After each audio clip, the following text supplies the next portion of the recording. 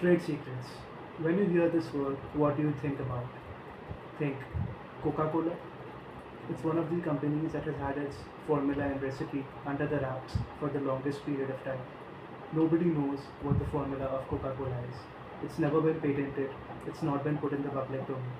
Why do you think they did that? They knew that the formula that they had was so valuable and gave them such a competitive advantage over other similar businesses that they knew that the moment this formula is out, even for a patent registration, it would be jeopardized completely. So they kept it under the wraps. And look at them now. Now there's not many trade secrets cases that an IP attorney comes across in their career. But fortunately, we were engaged on one recently, and that too by an AI company, right?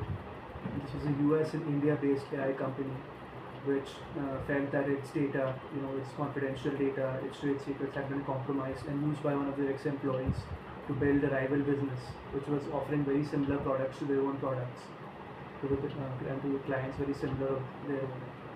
So this was a very very interesting case, and I'll get to the case and what happened in it. Before we do that, let me explain to you properly what a trade secret really is.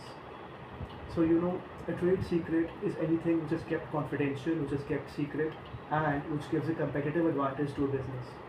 The list is actually quite long. Think about methodologies, formulas, recipes, even business strategies, customer lists. All of these qualify as trade secrets. And the thing is, not a lot of people know about this. So conventionally, IP has always been protected through things such as patents, copyrights. Think about, say, a formula. It's typically registered as a patent, or a software. It's registered as a copyright, at least in India.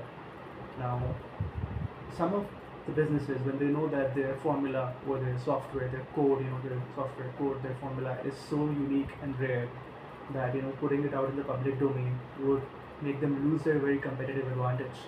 Then they choose to have that IP protected as a trade secret rather than the registered patent or copyright. So now, how do they protect their trade secrets? Well, they have robust contracts drawn up. In contracts that are very carefully drafted by IP and tech law attorneys. And I would have to say here, I mean, not to boast for an IP and tech attorney myself, I would definitely say that I know the importance of trade secrets and I know how important these are for business. So I think that it's a very very good idea that if you think that your idea, your unique formula, your recipe, your software code is so unique and gives you such a competitive advantage that it can't be out there, well then don't register it as a patent or a copyright, because then what will happen is that it will be out there, easy for everyone to see, to copy. But I wouldn't give this as a generic advice to anyone, because there are very very specific cases when you should actually register something, when you should actually protect something as a trade secret rather than register it as a copyright or patent. Because see, if you register your IP as a patent or a copyright, then the thing is you have the remedy to enforce it, right? You have the remedy to enforce it through litigation. You can enforce a trade secret through litigation like we did in our case, but then the case has to be made out very very well, and there have to be very very strong and clear contracts in place, right, which enable you to enforce that trade secret. But when you talk about, say, patents or copyrights, well then those, because of registration, carry already a lot of weight, and the registration serves as a record of evidence and of their status as IP, and that's why typically we advise people to register their IP as patents or copyrights. The only time we tell them to have it protected as a trade secret rather than registered as a patent or or a copyright is when it's something which needs to be kept secret and gives them unique and competitive advantage. So think about contracts that you have, contracts with the vendors, with your employees, with anyone who has access to your sensitive data.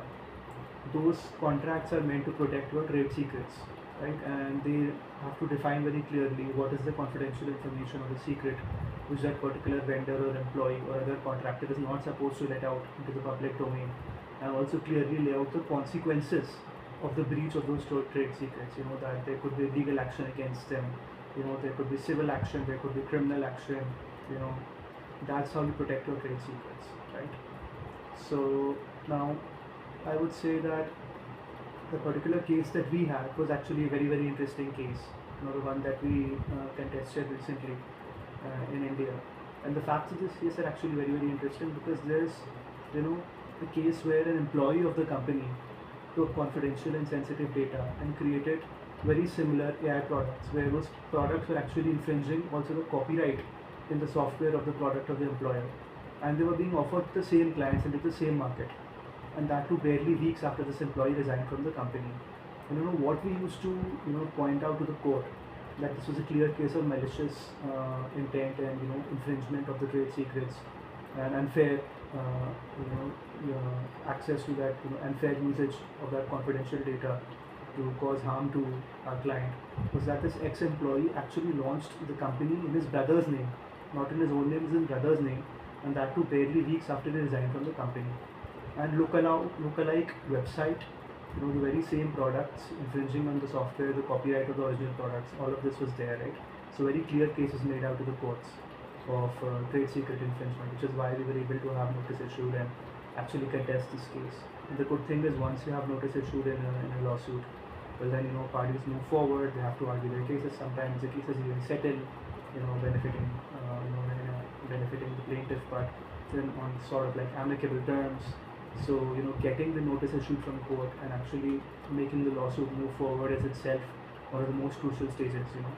Unlike trademark and copyright cases, it's not that easy to get an injunction in a trade secret case, but you definitely can push the other party to come forward and have to explain themselves, and maybe then eventually try and reach an amicable settlement.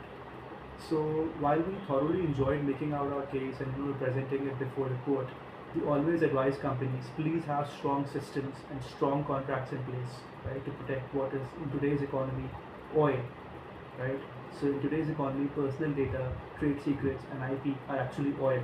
They're that valuable, and especially for companies in tech, pharma, even sometimes F&B, because of the recipes they have, cosmetics, and many industries which are very, very IP centric. So if you have something which is confidential, then you need to have the right kind of contracts in place with any such parties with access to that data information, and also data protection mechanisms in place, which not only protect the personal data of customers but also prevent the leakage of confidential data of the company. So that's the extent and importance of data protection systems, of having the right kinds of contracts in place.